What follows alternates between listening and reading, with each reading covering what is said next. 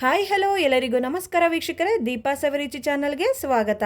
ಹೊಸದಾಗಿ ನಮ್ಮ ಚಾನಲ್ನ ನೋಡ್ತಾ ಇರೋರು ಈಗಲೇ ಸಬ್ಸ್ಕ್ರೈಬ್ ಮಾಡ್ಕೊಳ್ಳಿ, ಹಾಗೆ ಪಕ್ಕದಲ್ಲಿ ಕಾಣುವ ಬೆಲ್ ಐಕನ್ನ ಕ್ಲಿಕ್ ಮಾಡಿ. ಇವತ್ತೊಂದು ಈಸಿಯಾಗಿ ಈರುಳ್ಳಿ ಮತ್ತು ಟೊಮೊಟೊ ಎರಡು ಮೇಯ್ನ್ ಇಂಗ್ರೀಡಿಯೆಂಟ್ಸ್ನ ಇಟ್ಕೊಂಡು ಒಂದು ಸೂಪರ್ ಆಗಿರೋವಂಥ ಚಟ್ನಿ ಮಾಡಿ ತೋರಿಸ್ತಾ ಇದ್ದೀನಿ. ಇದು ಕೆಲವರಿಗೆ ಗೊತ್ತಿರುತ್ತೆ, ಕೆಲವರಿಗೆ ಗೊತ್ತಿರೋದಿಲ್ಲ. ಸೊ ಎಲ್ಲ ಥರ ಬ್ರೇಕ್ಫಾಸ್ಟ್ಗೆ ಸೂಪರ್ ಕಾಂಬಿನೇಷನ್ ಅಂತಲೇ ಹೇಳ್ಬೋದು. ಮೊದಲೇದಾಗಿ ಒಂದು ಪ್ಯಾನ್ಗೆ 2 ಟೇಬಲ್ ಸ್ಪೂನಷ್ಟು ಎಣ್ಣೆನ ಹಾಕ್ಕೊಂಡಿದ್ದೀನಿ. ಎಣ್ಣೆ ಕಾದ ನಂತರ 4 ಮೀಡಿಯಮ್ ಸೈಜ್ ಈರುಳ್ಳಿನ ತೊಗೊಂಡಿದ್ದೀನಿ. ಜೊತೆಗೆ 1 ಗೆಡ್ಡೆ ಬೆಳ್ಳುಳ್ಳಿನ ಸಿಪ್ಪೆ ತೆಗೆದು ಹಾಕ್ಕೊಂಡಿದ್ದೀನಿ. ಹಾಗೆ 1 ಟೀ ಸ್ಪೂನಷ್ಟು ಜೀರಿಗೆ, ಇದಿಷ್ಟನ್ನು ಹಾಕಿ ಫ್ರೈ ಮಾಡ್ಕೋಬೇಕು. ಈ ಚಟ್ನಿನ ಕ್ವಿಕ್ಕಾಗಿ ಮಾಡ್ಬೋದು. ಇದು ಚಪಾತಿಗೆ, ಇಡ್ಲಿ, ದೋಸೆಗೆ ಎಲ್ಲ ಚೆನ್ನಾಗಿರುತ್ತೆ. ಹಾಗೆ ಕೆಲವರು ಟೊಮೊಟೊ ಬಾತ್ನ, ಪಲಾವ್ನ ಹಾಗೆ ತಿನ್ನೋದಿಲ್ಲ, ಚಟ್ನಿ ಜೊತೆ ತಿನ್ನೋದಕ್ಕೆ ಇಷ್ಟಪಡ್ತಾರೆ. ಒಂದೇ ರೀತಿ ಚಟ್ನಿ ಮಾಡ್ಕೊಡೋ ಬದಲು ಈ ರೀತಿ ಒಂದ್ಸಲಿ ಡಿಫ್ರೆಂಟಾಗಿ ಮಾಡಿ ನೋಡಿ. ಈಗ ಈರುಳ್ಳಿ ಫ್ರೈ ಆಗಿದೆ. ಈ ಹಂತದಲ್ಲಿ 4 ಟೊಮೊಟೊನ ಕಟ್ ಮಾಡಿ ಸೇರಿಸ್ಕೊಳ್ತಾ ಇದ್ದೀನಿ.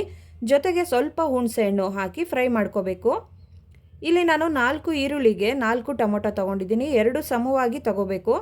ನಾಟಿ ಟೊಮೊಟೊ ಆದರೆ ಹುಣಸೆಹಣ್ಣ ಕಡಿಮೆ ಹಾಕ್ಕೊಳ್ಳಿ, ಫಾರಮ್ ಟೊಮೊಟೊ ಆದರೆ ಹುಣಸೆಹಣ್ಣ ಸ್ವಲ್ಪ ಜಾಸ್ತಿ ಹಾಕ್ಕೋಬೇಕು. ನೋಡಿ, ಈಗ ಟೊಮೊಟೊ ಎಲ್ಲ ಚೆನ್ನಾಗಿ ಫ್ರೈ ಆಗಿದೆ. ಈ ಹಂತದಲ್ಲಿ ನಾನು ರುಚಿಗೆ ತಕ್ಕಷ್ಟು ಉಪ್ಪನ್ನ ಸೇರಿಸ್ಕೊಳ್ತಾ ಇದ್ದೀನಿ. ಹಾಗೆ 2 ಟೀ ಸ್ಪೂನ್ನಷ್ಟು ಖಾರದ ಪುಡಿನ ಹಾಕ್ಕೊಂಡಿದ್ದೀನಿ. ಇದನ್ನು 1 ನಿಮಿಷ ಚೆನ್ನಾಗಿ ಫ್ರೈ ಮಾಡ್ಕೋಬೇಕು. ನಿಮಗಿನ್ನೂ ಸ್ಪೈಸಿಯಾಗಿ ಬೇಕು ಅಂತಂದರೆ ನೋಡಿಕೊಂಡು ಖಾರದ ಪುಡಿನ ಹಾಕ್ಕೊಳ್ಳಿ. ಈಗ ಇದಕ್ಕೆ 1/4 ಲೋಟದಷ್ಟು ನೀರನ್ನ ಹಾಕ್ಕೊಂಡು ಚೆನ್ನಾಗಿ ಮಿಕ್ಸ್ ಮಾಡ್ಕೋಬೇಕು. ಇದು ಪೂರ್ತಿಯಾಗಿ ಒಂದು ಗೊಜ್ಜು ಥರ ಫ್ರೈ ಮಾಡ್ಕೊಳ್ಳಿ, ಅಂದರೆ ಟೊಮೊಟೊ ಗೊಜ್ಜು ಥರನೇ ಆಗಬೇಕು ಇದು. ಸೊ ಪೂರ್ತಿಯಾಗಿ ಗೊಜ್ಜು ಥರ ಆದಮೇಲೆ ಸ್ಟವ್ ಆಫ್ ಮಾಡಿಕೊಂಡು ಸ್ವಲ್ಪ ಕೊತ್ತಂಬರಿ ಸೊಪ್ಪನ್ನ ಸೇರಿಸ್ಕೊಂಡು ಮಿಕ್ಸ್ ಮಾಡ್ಕೊಳ್ಳಿ. ಇದನ್ನು ಸ್ವಲ್ಪ ತಣ್ಣಗಾಗೋದಕ್ಕೆ ಬಿಡಬೇಕು. ನಂತರ ಒಂದು ಮಿಕ್ಸಿ ಜಾರ್ಗೆ ಈ ಗೊಜ್ಜನ್ನ ಸೇರಿಸ್ಕೊಳ್ಳೋಣ. ಆ ಪ್ಯಾನ್ಗೆ ಸ್ವಲ್ಪ ನೀರನ್ನ ಹಾಕಿ ತೊಳ್ಕೊಂಡು ಆ ನೀರನ್ನು ಸೇರಿಸ್ಕೊಳ್ತಾ ಇದ್ದೀನಿ. ಇದಕ್ಕೆ ಜಾಸ್ತಿ ನೀರು ಹಾಕಬೇಡಿ, ತೆಳ್ಳಗಾಗ್ಬಿಡುತ್ತೆ. ಇದನ್ನು ಸ್ವಲ್ಪ ತರ್ತರಿಯಾಗಿ ರುಬ್ಬಿ, ಆಗ ತಿನ್ನೋದಕ್ಕೆ ಚೆನ್ನಾಗಿರುತ್ತೆ. ನೋಡಿ, ಈಗ ಚಟ್ನಿನ ರುಬ್ಕೊಂಡಾಗಿದೆ. ಚಟ್ನಿನ ಸ್ವಲ್ಪ ತರ್ತರಿಯಾಗಿ ರುಬ್ಕೊಂಡಿದ್ದೀನಿ. ಈಗ ಇದಕ್ಕೆ ಒಂದು ಒಗ್ಗರಣೆ ಮಾಡ್ಕೊಳ್ಳೋಣ.